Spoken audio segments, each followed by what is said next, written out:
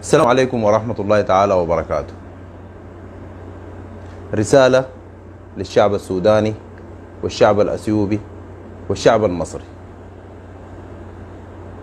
اللي حاصل في التيك توك وعموم وسائل التواصل الاجتماعي من الثلاثة شعوب لا يسر عدو لا يسر حبيب. شتيمة وكلام فارغ، أي واحد يشتم في الثاني، وده كله عشان ايش؟ يا اخي نحن بيننا دم وبيننا جيرة، والرسول صلى الله عليه وسلم وصى على الجيران. وبعد ده نحن الثلاثة شعوب،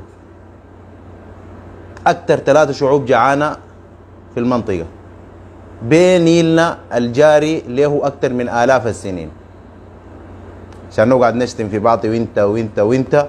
الدول بتتقدم حوالينا ونحن جالسين في التيك توك والفيسبوك، انت بواب، انت رقاص، انت مدري ايش، انت جعان، وكلنا جعانين وكلنا بنخدم في الدول وبلادنا جعانة.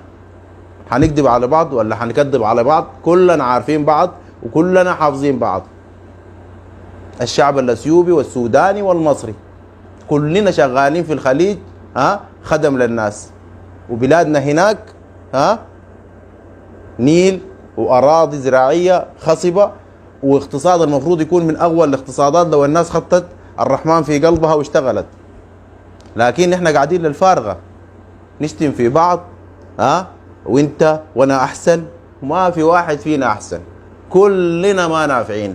مش كلنا قاعدين في التيك توك ده انا وانت واللي بيسمعني، مش قاعدين نخدم في ناس برا وبلادنا هناك، كلنا زي بعض، كلنا زي بعض.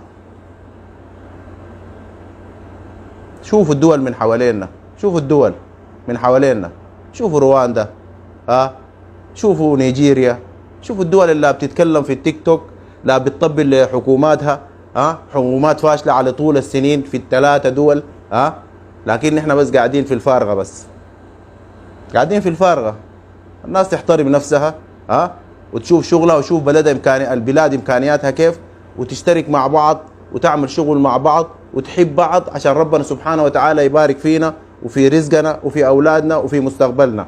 لكن جالسين كده وفي الفارغة انت وانت وانت، حنكون كده الى يوم القيامة، ارذل شعوب الارض الى ان يرث الله الارض. تحياتي لكم.